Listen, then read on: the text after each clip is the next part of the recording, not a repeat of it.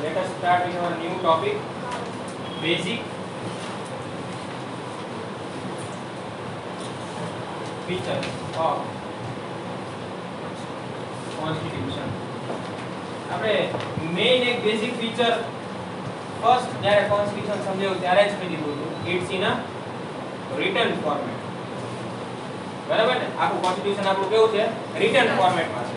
એટલે return document is the first basic feature of constitution. The constitution which came into force on 26 January 1950. 26 January 1950. This was the date when the constitution was kept for the whole India. તો બન્યું તો ક્યારે? Actually માં બનીને ready થઈ ગયું assembly માં ક્યારે મૂક્યું હતું first time? 26 November 1949. 26 November 1949. Okay, તો આ ડેટ 26 નવેમ્બર 1949 ને ફર્સ્ટલી કોન્સ્ટિટ્યુશન એસેમ્બલી માં પ્રેઝન્ટ કર્યું અને પછી એને ફાઇનલી અમલમાં ક્યારે મૂકવાનું? 26 જાન્યુઆરી 1950 is considered as the largest extensive and detailed written document. લખાણમાં છે આપણું constitution. Given below are the basic and the salient features of it. First is written document. Now, except Britain and Israel, India along with other nations of the world have their constitution in the written form. Britain and Israel સિવાય બાકી લગભગ most of the countries ના constitution છે એ written format માં છે. પણ ઇન્ડિયાનું જે written constitution છે એ સૌથી biggest છે બધા કરતા. Okay? Considering the social, geographical diversities, circumstances and prehistorical notions, the Constituent Assembly has kept the drafted constitution in written form. Okay, આપડા જે કોન્સ્ટિટ્યુશન બનાવવાવાળા બધા બેઠા હતા ને એને એમ વિચાર્યું કે આપણું રિટર્ન ફોર્મમાં હોવું જોઈએ. એક તો શું કામ? કારણ કે આપણી પાસે જ્યોગ્રાફિકલ ડાયવર્સિફાઈડ કન્ટ્રી છે આખી. બધી જગ્યાએ અલગ અલગ બિલીફવાળા માણસો છે એટલે ઘણાને યાદ રહે ઘણાને નો રહે. બરાબર? પ્લસ બધાની અલગ અલગ આપણા પોઈન્ટ્સ જાજા બને. બીજા કન્ટ્રી કરતાં આપણું કોન્સ્ટિટ્યુશન મોટું એટલે થાય છે કારણ કે આપણે અલગ અલગ રિલિજન અલગ અલગ કાસ્ટના પીપલ અહીંયા છે અને અલગ અલગ જ્યોગ્રાફિકલ લોકેશન્સ વાળા પીપલ અહીંયા છે એટલે બધાના માટે અલગ અલગ કંઈક નિયમ બનતા હોય. ઓકે, અને રિટર્ન ફોર્મમાં રાખી વધારે આપણા માટે ઈઝી પડે. Okay, prehistorical notions the Constituent Assembly has kept the drafted constitution in written form. અને એ પણ જોયું કે પહેલાની જેમ માણસો જો પહેલા કેવું હતું prehistorical notions એટલે પહેલા જોયું કે આપણું ઇન્ડિયા એટલું બધું અત્યારે બહુ આગળ પડતું નથી એટલે રિટર્ન ફોર્મમાં હોય તો બધાને ઈઝી રહે સમજવું યાદ રાખવું. ઓકે, તો પહેલા જે માણસો હતા prehistorical એટલે જો રાજા મહારાજા હતા ને એ ફરી જતા હતા. બરાબર? તો માણસનો શું ભરોસો? રાજા મહારાજા પણ બ્રિટિશર્સની જોડે જોડાઈ ગયા હતા ઘણા બધા. બરાબર? દગો કર્યો હતો ઇન્ડિયા સાથે. ઓકે, તો રજોડા પણ ફરી ગયા હતા. તો માણસનો શું પ્રજાનો શું ભરોસો? એટલે એમને શું વિચાર્યું કે આપણે આખું રિટર્ન ફોર્મમાં રાખી જેથી કરીને પ્રૂફ રહે. ઓકે, કોઈ ફરી ન જાય કાલ જતા. Okay, size of the constitution. Indian constitution is divided into 22 sections comprising of 395 article. Total articles કેટલા છે આપણે? 395. અને અલગ અલગ 22 ગ્રુપ્સ માં ડિવાઇડ કરી દીધા છે. ઓકે, અલગ અલગ 22 સેક્શન્સ માં ડિવાઇડ કરેલા છે એન્ડ 8 એપેન્ડિસીસ. પણ અત્યારે કેટલા છે? 12. We have 12 appendices. The constitution comprises provisions for state administration and state interrelations, fundamental rights, principle for political policies, judiciary, election commission, government institution, minorities, scheduled caste and deprived groups. આખા constitution ની અંદર આટલું બધું લખેલું છે, આ બધા વિશે લખેલું છે એટલે આપણી સાઈઝ જે છે કોન્સ્ટિટ્યુશન ની બહુ મોટી છે. ઓકે, આ બધું ડિટેલમાં આપણે આગળ જેમ જેમ આવશે ને એમ સમજતા જશું બધા points. Therefore the Constitution of India is the largest extensive and detailed written document compared to the other constitution. Okay, સમજાઈ ગયું અહીંયા સુધી? સાઈઝ શું કામ આપણી વધારે છે? કારણ કે આપણે બહુ બધા અલગ અલગ ટાઈપના પીપલ છે એટલે પડદા ખોલાઈ નાખો પાછા. Therefore the Constitution of India is the largest extensive and detailed written document compared to the other constitution. આટલી સાઈઝ એટલે વધારે છે કારણ કે આપણી પાસે બહુ બધા પોઈન્ટ્સ અંદર નોટ ડાઉન કરવા માટે છે રિલેટેડ ટુ અલગ અલગ રિલિજન્સ ના પીપલ ના રિલેટેડ અલગ અલગ પોઈન્ટ્સ આવે પાછા. બરાબર? બહુ બધા સ્ટેટ્સ છે ઇન્ડિયાની અંદર એટલે બધા સ્ટેટના કંઈક અલગ અલગ જ્યોગ્રાફિકલ લોકેશન્સ છે એટલે ત્યાંના પીપલ માટે પણ અલગ અલગ કંઈક લખેલું હશે કોન્સ્ટિટ્યુશનમાં. ઓકે, એ આપણે જોશું ડિટેલમાં શું અંદર આવે છે બધું આગળ. સિંગલ સિટીઝનશિપ નેક્સ્ટ છે. આપણા કોન્સ્ટિટ્યુશનની અંદર શું આપેલું છે કે સિંગલ સિટીઝનશિપ હોવી જોઈએ કોઈ પણ વ્યક્તિને. ઓકે, એટલે કે કન્ટ્રીની સિટીઝનશિપ ઇન્ડિયન સિટીઝનશિપ આપવી. In America, dual citizenship is given. One for the United States of America and another for the state citizenship. એટલે તમે જે સ્ટેટમાં રહેતા હોય, સપોઝ ઇન્ડિયામાં ડ્યુઅલ સિટીઝનશિપ હોય ને, તો આપણે ગુજરાતની પણ સિટીઝનશિપ લેવી પડે અને ઇન્ડિયાની પણ લેવી પડે. એઝ એ ઇન્ડિયન કન્ટ્રીની સિટીઝનશિપ પણ લેવાની. પછી થાય કેવું કે આજે હું ગુજરાતથી મહારાષ્ટ્રમાં સેટલ થવા જાઉં તો મારે મહારાષ્ટ્રની સાથે પરમિશન લેવી પડે. એટલે સ્ટેટ પરમિશન પણ જોઈએ. જેમ વિઝા જોઈએ ને એક કન્ટ્રીથી બીજા કન્ટ્રીમાં જવા માટે, એમ પછી આપણે સ્ટેટ ટુ સ્ટેટ ટ્રાન્સફર થવા માટે પણ અલગ પરમિશન લેવી પડે ડ્યુઅલ સિટીઝનશિપ હોય તો. પણ અત્યારે એવું નથી, આપણે સિંગલ સિટીઝનશિપ છે એટલે we can travel anywhere in the country and we can settle anywhere in the country. Okay, irrespective of any religion or state of the, but in India there is only single citizenship irrespective of any religion, region or state of the country. કોઈ પણ region, કોઈ પણ સ્ટેટમાં તમે રહી શકો. તમે કહેવાશો Indian. fourth feature છે the center with the strong federal structure. federal structure એટલે એક્ચ્યુઅલી માં કેવું સ્ટ્રક્ચર કહેવાય ખબર છે? જે આમ હાયરાર્કિકલ ફોર્મમાં હોય. બરાબર, ઘણી બુકમાં કંઈક અલગ આપેલું છે, જૂની બુકમાં અલગ લખેલું છે, કંઈ સેમ જ છે ને ફેડરલ સ્ટ્રક્ચર. ઓકે, ત્યાં નહીં, સોરી, 6 પોઈન્ટમાં આવતું હશે. બાય કેમેરા છે ને એમાં કંઈક અલગ આપેલું. ફેડરલ સ્ટ્રક્ચર એટલે કેવું સ્ટ્રક્ચર થાય? જે મેઇન સેન્ટર હોય એની અંદર બધા સ્ટેટ આવે. ઓકે, તો આને ફેડરલ સ્ટ્રક્ચર કહેવાય. Okay, India is a union of A state. India is a union of A state. શું કામ કહે છે? કારણ કે બધા સ્ટેટ ભેગા મળીને ઇન્ડિયા બનાવે છે. Okay, there is nowhere any reference of the word federal in the constitution. Union of a state is the sentence used for India. મતલબ સેમ થાય, પણ ફેડરલ વર્ડ યુઝ નથી થતો. આપણે આખા કોન્સ્ટિટ્યુશન ની અંદર ફેડરલ વર્ડ ક્યાં યુઝ નથી થતો. વર્ડ શું યુઝ થાય છે? Union of A state. બધા સ્ટેટ ભેગા મળીને એક મોટો કન્ટ્રી બનાવે છે, તો એક સ્ટેટ બનાવે, મોટું સ્ટેટ બનાવે. Okay, by the use of the word union, a permanent and irreversible relationship between union and its component state is indicated. union નો વર્ડ યુઝ કરીને શું દેખાડ્યું છે? એકતા દેખાડી છે. બધા સ્ટેટ વચ્ચે યુનિટી દેખાડી છે યુનિયન વર્ડ એમાં યુઝ કરીને. Okay, India is a union of a state and no state has a right to secede it. secede એટલે એમાંથી બહાર નીકળી જવું, એમાંથી ભાગી જવું. બરાબર, કે એમાંથી રિમૂવ થઈ જવું. હવે કોઈ સ્ટેટ ગુજરાત છે તો એમ ન કહી શકે કે હું મારું હવે હું અલગ કન્ટ્રી બની જઈશ. એમ ન ચાલે.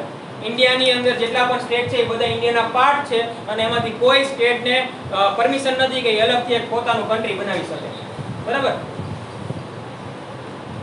thus India is a union of a state yet it has some element of the federal government. India છે ને એક્ચ્યુઅલમાં સ્ટેટનું બધા ભેગા થઈને એક યુનિયન બનાવે છે એવું છે, પણ એની અંદર ફેડરલ ગવર્નમેન્ટ સિસ્ટમ છે.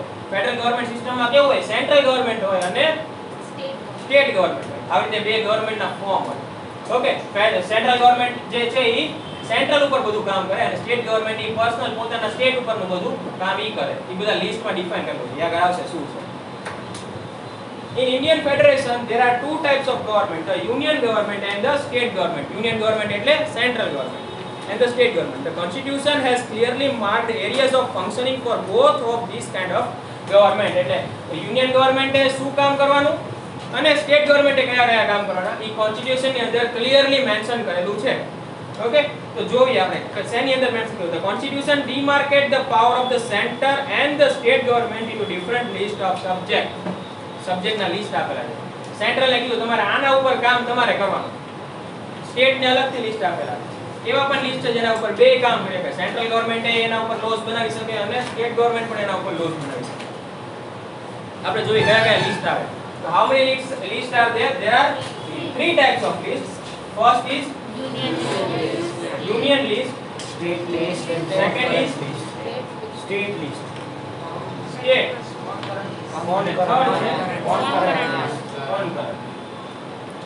નામ ઉપરથી ખબર પડી જાય.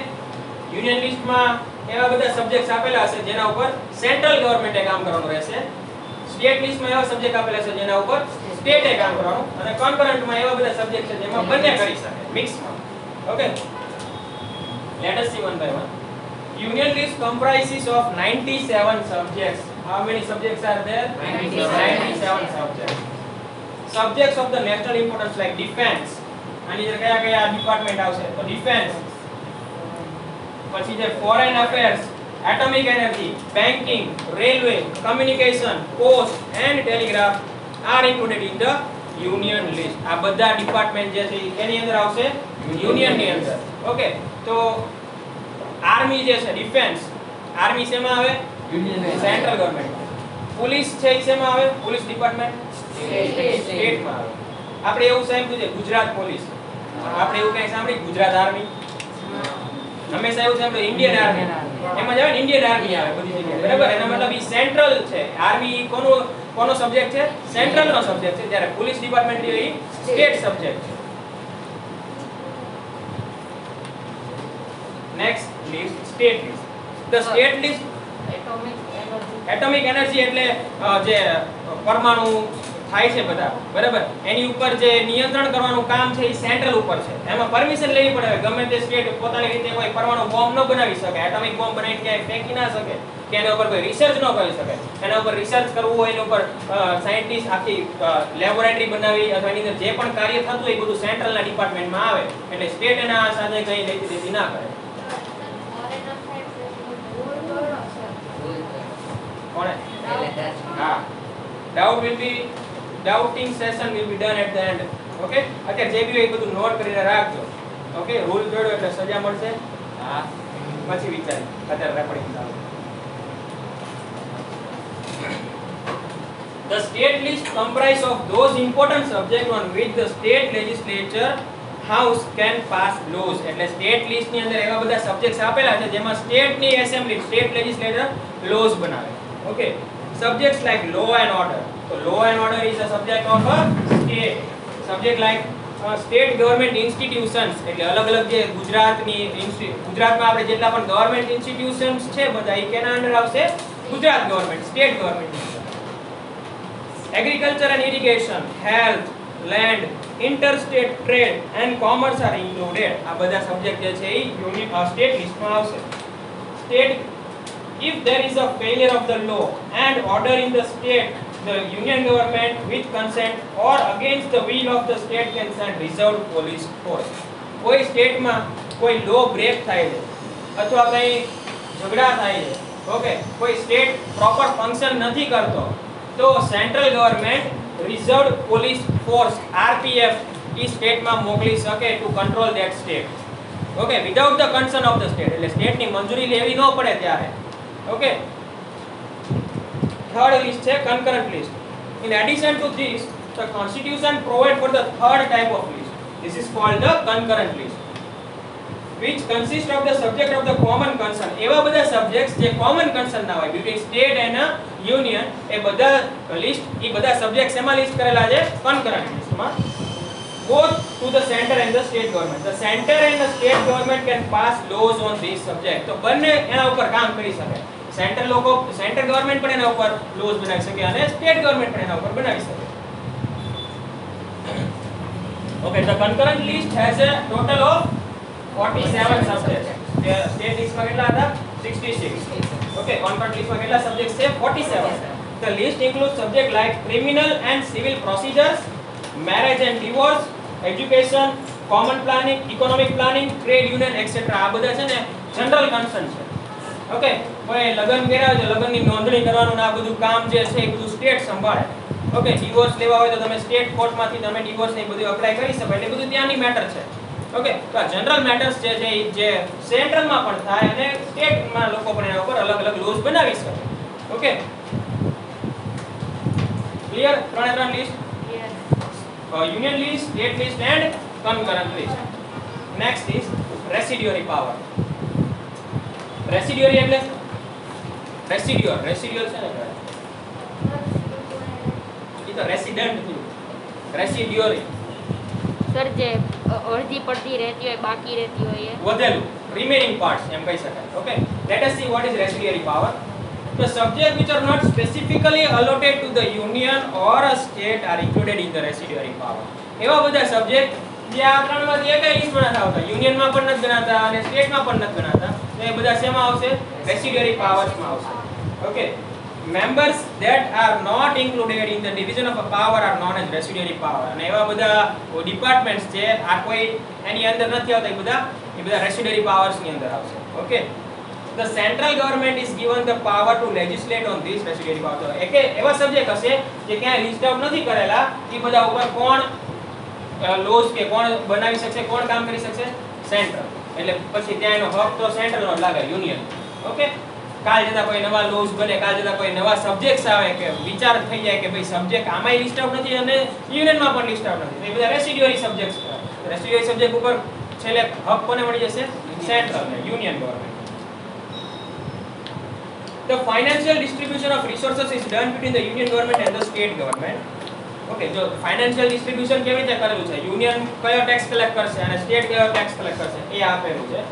Excise and custom, export import, income tax, all these major taxes are decided by the central government. Central government આ બધા tax decide કરશે. export import ઉપર જે tax લાગે એ excise duty પણ export ઉપર લાગે. ઓકે, import ઉપર પણ લાગે. ઓકે, પછી income tax ઉપર કેટલો, સપોઝ મારું ઇન્કમ આટલું છે, યરલી આટલા ઇન્કમ છે તો મારે કેટલો ટેક્સ ભરવો પડશે, એ બધા ટકા ને બધું જે નક્કી કરે એ બધું કોણ નક્કી કરશે? Central government.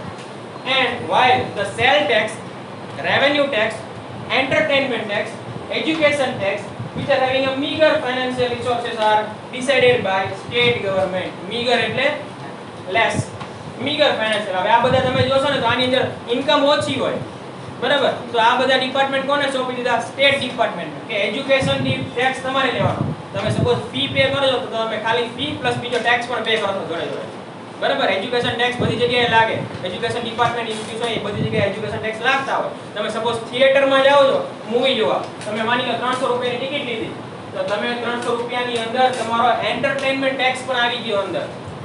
ટિકિટ સપોઝ 250 રૂપિયાની હોય, બાકી એન્ટરટેનમેન્ટ ટેક્સ ગણીને એમાં બીજો ટેક્સ એડ કરેલો, એટલે આપણે 300 રૂપિયા પે કરીએ. તો આ બધા જે ડિપાર્ટમેન્ટ છે, એન્ટરટેનમેન્ટ ટેક્સ, એજ્યુકેશન ટેક્સ, એ બધા કોણ ડિસાઈડ કરે છે? State.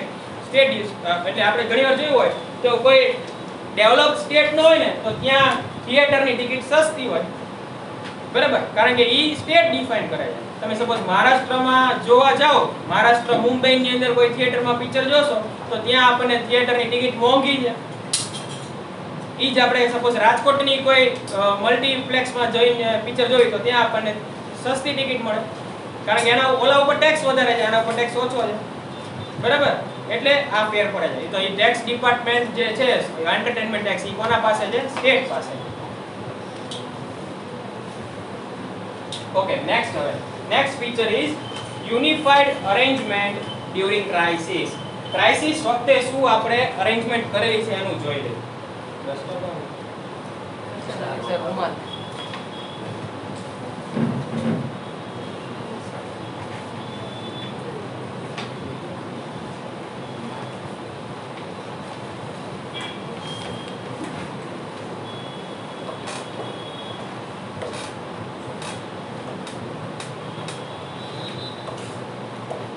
Unified arrangement during crisis. There are 3 provisions for emergencies in the constitution. Emergency ત્રણ રીતે આવી શકે ઇન્ડિયાની અંદર, આપણા કોન્સ્ટિટ્યુશનમાં ડિફાઇન કરેલી છે. પહેલી છે નેશનલ ઇમરજન્સી. નેશનલ ઇમરજન્સી ક્યારે લાગુ પડે? National emergency can be declared at a time of war. જ્યારે વોર થાય ત્યારે નેશનલ ઇમરજન્સી આખા ઇન્ડિયામાં લાગુ પડે.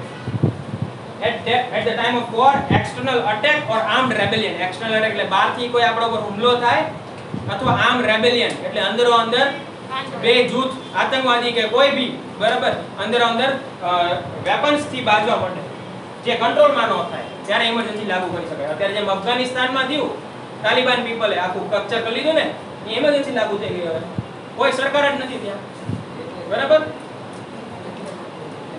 એટલે આર્મ રેબેલિયન મીન્સ ઇન્ટરનલી કોઈ ઝઘડા થાય એવા બહુ મોટા એવા, ત્યારે ઇમરજન્સી આખા કન્ટ્રી ઉપર લાગુ કરી શકાય. પછી સેકન્ડ છે કોન્સ્ટિટ્યુશનલ ઇમરજન્સી.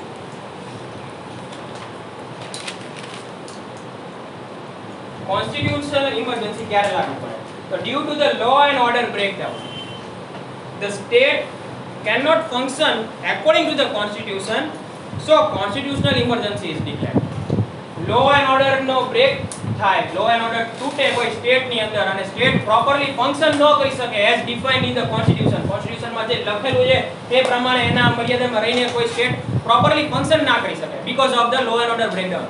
એટલે અંદર કંઈક ઝઘડા થયા હોય, બહુ બધા કંઈક ઓપોઝિશન પાર્ટીના કંઈક વધારે કોઈ ઓપોઝ કરવા લાગ્યા હોય, બરાબર, કે કોઈ મેનેજમેન્ટ પ્રોપરલી ન થાય ત્યારે ઈ સ્ટેટની અંદર central government through constitutional emergency લાગુ કરી શકાય, અથવા ત્યાં કોઈ ગવર્નમેન્ટ બની ન હોય એ સમય દરમિયાન પણ ઇમરજન્સી કોન્સ્ટિટ્યુશનલ ઇમરજન્સી લાગુ થઈ શકે. એક્ઝામ્પલ તરીકે હમણાં મહારાષ્ટ્રમાં ગયા વર્ષે થયું હતું એવું, ખ્યાલ છે બધાને? થોડાક દિવસ માટે ઇમરજન્સી લાગુ કરી દીધી. ગુજરાતની અંદર પણ ઘણી બધી વાર ઇમરજન્સી લાગુ કરી છે. કોઈ ગવર્નમેન્ટ જ ન હોય તો એ કોન્સ્ટિટ્યુશનલ ઇમરજન્સી લાગુ કરવી પડે. મહારાષ્ટ્રમાં શું થયું? હમણાં ચુનાવ તો થયા, બરાબર, તો જે પાર્ટીઝ હતી એ બધાના ફેર ઇલેક્શન થઈ ગયા, પણ કોઈ જીતું નહીં, કારણ કે 50% ઉપર વોટ હોય ને તો જીતી શકાય. સીટ્સ 50% ઉપર સીટ જોઈએ, બરાબર. માની લો કે એક એક્ઝામ્પલ આપું, કોઈ એક સ્ટેટની અંદર 100 સીટ છે, 100 પીપલ અલગ અલગ જગ્યાએથી ઊભા છે, એટલે 100 હોય, માન લો કે 400 ઊભા છે, પ્લેસીસ 100 છે. માન લો કે આ ક્લાસ છે તો અહીંથી 5 ઊભા હોય, બીજા ક્લાસમાં બીજા 5 ઊભા હોય, બીજા ક્લાસમાં બીજા 5 ઊભા હોય, એમ ટોટલ કરે તો વધારે થઈ જાય, પણ સીટ કેટલી છે? 100. કોઈ એક સ્ટેટ એસેમ્બલીમાં 100 સીટ છે, ઓકે, 100 પીપલ ઇલેક્ટ થઈને આવશે, એનો મતલબ એવો. હવે આમાં બધી અલગ અલગ પાર્ટી વાળા ઊભા રાખે બધાના પોતપોતાના ઉમેદવાર. માન લો કે ભાજપ વાળા આમાંથી 70 જગ્યાએ ભાજપ વાળા ઊભા રાખ્યા છે પોતાના ઉમેદવાર, બરાબર. 50 જગ્યાએ કોંગ્રેસ વાળા ઊભા રાખ્યા છે, ઓકે. 100 સીટમાંથી 50 જગ્યાએ કોંગ્રેસને ઉમેદવાર મળ્યા છે, બીજા નથી, બીજી જગ્યાએ નથી મળ્યા, કારણ કે બીજી જગ્યાએ એમને ખર્ચો નથી કર્યો, એમને ખબર જ છે કે અહીંયા આ જીતશે તો હું શું કામ અહીંયા ખાલી ખોટો ખર્ચો કરું, બરાબર. એટલે અહીંયા ફોર્મ જ ન ભર્યા હોય. પછી સપોઝ માની લો કે આમ આદમી પાર્ટીએ બીજા 30 જેવા કંઈક બીજેથી ભર્યા છે, ઓકે, અને કોઈ બીજી ઓપોઝિશન પાર્ટીએ બીજા 15 જેવા કંઈકથી ભર્યા છે. હવે કોઈ એક સ્ટેટની અંદર ગવર્નમેન્ટ બનાવવા માટે છે કે ગવર્નમેન્ટ પાવરમાં કોણ આવશે એના માટે છે એના પાસે ટોટલ 50% થી વધારે સીટ જોઈએ. ડિફાઇન કરેલું છે કોન્સ્ટિટ્યુશનમાં કેટલી સીટ ને ક્યાં જોઈએ. આપણે માની લો 50% સપોઝ જોઈએ, બરાબર.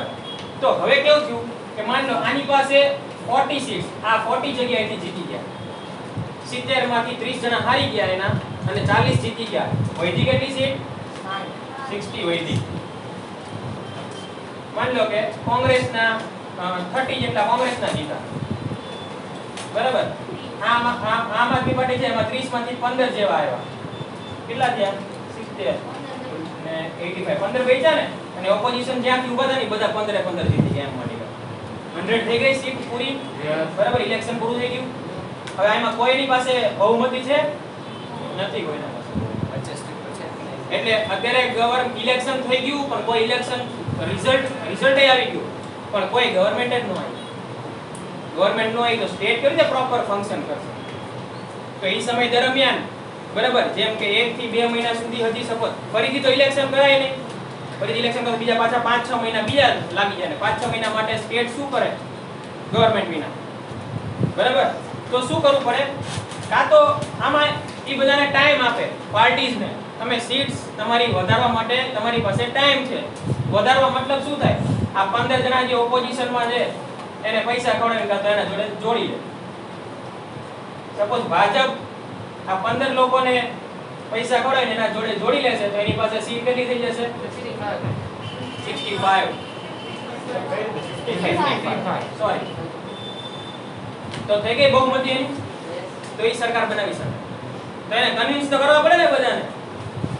એમ કોઈ ગદ્દારી કરે એની પાર્ટી સાથે નો કરે. અથવા બીજો ઓપ્શન એ છે કે આ બે મર્જ થઈ જાય તો એ 45 થશે ને. હા, સપોઝ માન લો કે આને 22 જીતા છે, ચાલો ઊંધું કર્યો, કારણ કે આપણે આ બે મર્જ કરવા છે એટલે બહુમતી તો જ મળશે ને. બીજો ઓપ્શન એ છે કે કોઈ બે પાર્ટી મર્જ કરી દે, ગઠબંધન સરકાર બનાવે, મિક્સ સરકાર, અડધું આનું અડધું આનું. તમે પછી ડિપાર્ટમેન્ટ આપે ને તો 2-3 નાના દેવાના ને એક આનોય દેવાનો, જોડે જોડે ડિપાર્ટમેન્ટ આપે ને અઢી એવી રીતે અઢી વર્ષનો રાજ હોય અને ડિપાર્ટમેન્ટ એવી રીતે ડિવાઇડ થતા હોય, બરાબર. તો આ મિક્સ્ડ સરકાર કહેવાય. આવું લગભગ કોઈને કરવું ન હોય પણ જીતવા માટે થઈને કરવું પડે, ઓકે. તો આ બધું ડિસિઝન લેવામાં બહુ બધો ટાઈમ લાગ્યો. 1.5 મહિના 2 મહિના નીકળી ગયા, કઈ ડિસિઝન ન આવ્યો હજી, કોઈને કન્વિન્સ ન કરી શક્યા.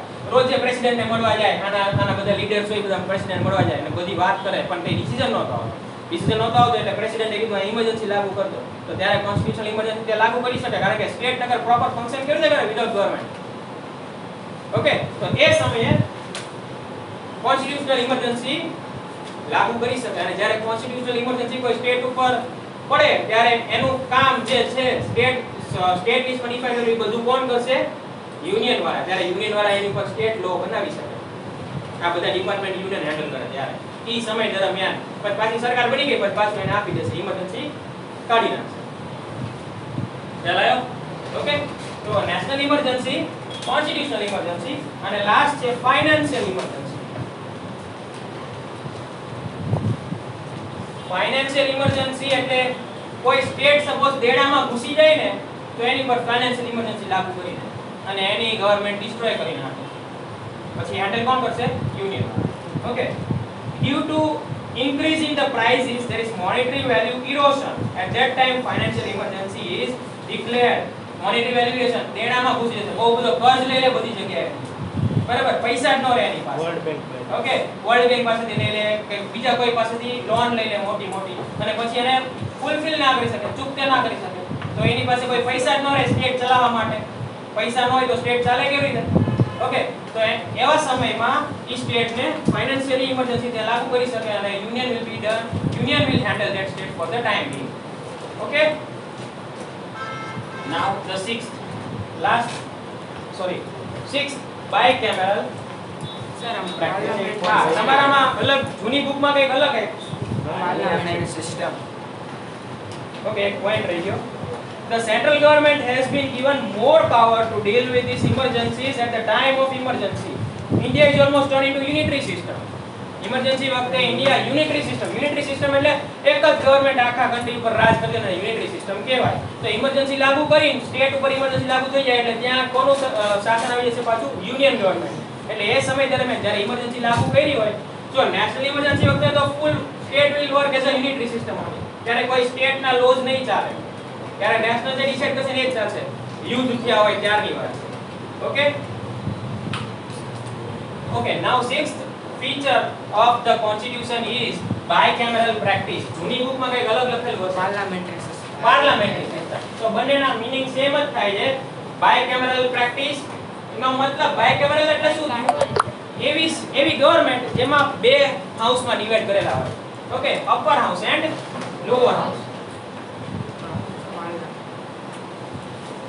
તો આપણી ગવર્નમેન્ટ આ બે પાર્ટમાં ડિવાઇડ કરેલી છે ને, અપર હાઉસ અને lower. Upper house is Rajya Sabha and lower is Lok Sabha. Okay, the government in which it is divided into two parts and works in a two portion, upper house and a lower house, it is known as bicameral. આ bicameral થયું. Okay, parliamentary system આજ કે. Okay, તો નવી બુકમાં bicameral લખ્યું છે, spelling ખોટો હશે. bicameral એમ લખ્યું છે ને, સ્પેલિંગ આ છે, સુધારી નાખો.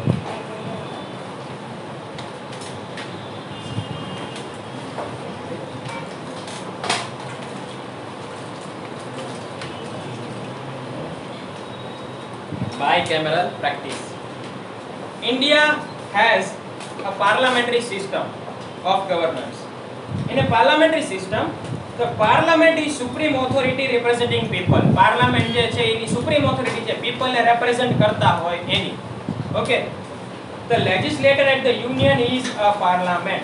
The parliament is bicameral, means it has two houses. એમાં બે division હોય, બે houses હોય, upper house and the lower house. The upper house is called the Rajya Sabha and the lower house is known as the Lok Sabha. Though the government is carried out in the name of the president at the union and the governor in the state, actual administration is carried out by the council of ministers headed by the prime minister at the union and chief minister in the state. શું કહે છે? Generally બધા deals અથવા બધા કામ જે છે ઇન્ડિયાની અંદર કન્ટ્રીના યુનિયનના કામ છે એ કોના નામ ઉપર થતા હોય? પ્રેસિડેન્ટના નામ ઉપર. અને સ્ટેટના કામ છે એ બધા ગવર્નરના નામ ઉપર થતા હોય. બરાબર, પણ પ્રેસિડેન્ટ અને ગવર્નરના નામ ઉપર ખાલી કામ થતા હોય. બરાબર, એક્ચ્યુઅલ કામ કોણ કરે? તો કેબિનેટ મિનિસ્ટર્સ. બરાબર, આ બધા જે આની અંદર બેઠા હોય, લોકસભા અને રાજ્યસભાની અંદર જેટલા પણ મેમ્બર્સ બેઠા હોય ને એ બધા એક્ચ્યુઅલ કામ કરતા હોય. બિલ પાસ કરે છે. બરાબર, આપણે બનાવી છે ને, બિલ બનાવો છો કોણ બનાવે? તમે લોકો બિલ બનાવી લાવો છો ને મારી પાસે, અને પછી આપણે વોટિંગ કરીએ અને એ બિલને પાસ કરીએ. ઓકે, તો એક્ચ્યુઅલ સિસ્ટમ આના જો બિલ શું બનાવ્યું હતું? કે જે લોકો આવે એ બધાએ પનિશમેન્ટ મળશે, પણ પનિશમેન્ટ આપશે કોણ? પ્રેસિડેન્ટ.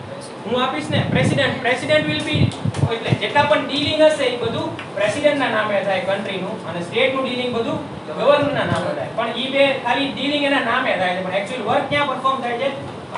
હાઉસમાં. Okay. The Council of Ministers is responsible to the legislature and comprises representatives of the people. The President selects 12 people who are expert and experienced from the various fields for Rajya Sabha. So Council of Ministers E line છે ને અલગ આવી ગઈ પાછી રાજ્ય સભા વાળી 12 member વાળી. ઓકે, આપણે જો એપ્રોક્સ છે ને 545 મેમ્બર્સ લોકસભામાં હોય, ઓકે, અને 250 મેમ્બર્સ રાજ્યસભામાં હોય. રાજ્યસભાની અંદર 12 મેમ્બર પ્રેસિડેન્ટ ચૂઝ કરે. એ બધા ઇલેક્ટ થઈને નથી આવતા, 12 મેમ્બર ડાયરેક્ટ આવે, ચૂઝ થઈને આવે. એ કોણ ચૂઝ કરે? પ્રેસિડેન્ટ ચૂઝ કરે. પણ જેવા તેવાને ચૂઝ ન કરે, એમના ફિલ્ડમાં બહુ આગળ પડતા હોય ને, કયા કયા ફિલ્ડમાં? પુઅર એક્સપર્ટ, ઓકે, આમાં નથી આપેલું. Poor experience from various field for Rajya Sabha છે ને, ડિફાઇન કરેલા છે. આર્ટ્સ, સાયન્સ, પછી કોમર્સ નથી, લિટરેચર, ઓકે, હેલ્થ નહીં, આર્ટ, સાયન્સ, લિટરેચર અને હજી સ્પોર્ટ્સ નું કઈ ડિપાર્ટમેન્ટ એક છે, બરાબર? તો સચિન તેંડુલકર એકવાર સિલેક્ટ થયેલો છે આપણા રાજ્યસભા માટે, બરાબર? એ કયા ડિપાર્ટમેન્ટમાંથી આવે છે? સ્પોર્ટ્સ. એની ફિલ્ડમાં આગળ પડતો છે ને. હેમા માલિની પણ સિલેક્ટ થયેલી છે બાય પ્રેસિડેન્ટ રાજ્યસભા માટે, બરાબર? એ આર્ટ્સ માંથી, બરાબર? કારણ કે એ કઈક ના લિટરેચરમાંથી આવશે. હેમા માલિની ઓલામાં આગળ છે ને ડાન્સમાં, કયો ફોર્મ કહેવાય ડાન્સનો? એ ભારતનાટ્યમ, એમાં આગળ છે ને. તો એવી રીતે કોઈ ફિલ્ડમાંથી 12 એવા સારા એવા રેપ્રેઝેન્ટેટિવ્સ હોય ને, એને પ્રેસિડેન્ટ સિલેક્ટ કરે રાજ્યસભા માટે. Okay, President select 12 people who are expert and experienced from various fields for Rajya Sabha. Rajya Sabha is a permanent house. Rajya Sabha છે ને કોઈ દિવસ ડિસ્ટ્રોય ના થાય. Rajya Sabha is a permanent house. Lok Sabha destroy થઈ શકે. દર 5 વર્ષે અહીં સરકાર બદલાય એટલે લોકસભા ના મેમ્બર્સ બધા બદલાઈ શકે. બરાબર? પણ Rajya Sabha is not a temporary house. It is a permanent house. Rajya Sabha is a permanent house in which 1/3 member retired every 2 years.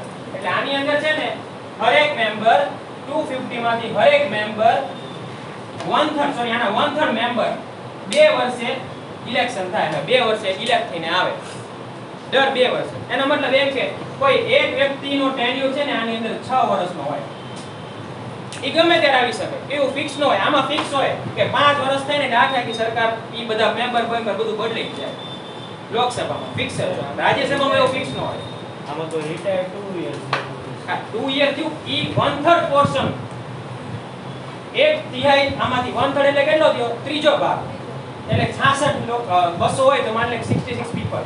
પણ અત્યારે કેટલા છે? 250 એટલે કેટલા થશે? બીજા 15 જેવા એડ કરી દે ને 66 માં એપ્રોક્સ, બરાબર? એટલે 80 પીપલ દર વખતે આની અંદર 80 નું ઇલેક્શન થાય નવેસરથી 80 પીપલ નવા આવશે. બાકીના એમ નામ જ રહે. એનો વારો ક્યારે આવે? 6 વર્ષે એકનો વારો આવે, એમ જોવા જાવ ને. Okay, so 1/3 member retired every 2 years, the same number of member for the election. Thus each member has a 6 year of tenure in Rajya Sabha. આવ્યું ને? એક મેમ્બરનો ટેન્યુર કેટલો થઈ ગયો? 6 વર્ષનો. હું આજે રાજ્યસભાનો મેમ્બર બન્યો તો હું 6 વર્ષ સુધી રાજ્યસભામાં રહીશ, બરાબર?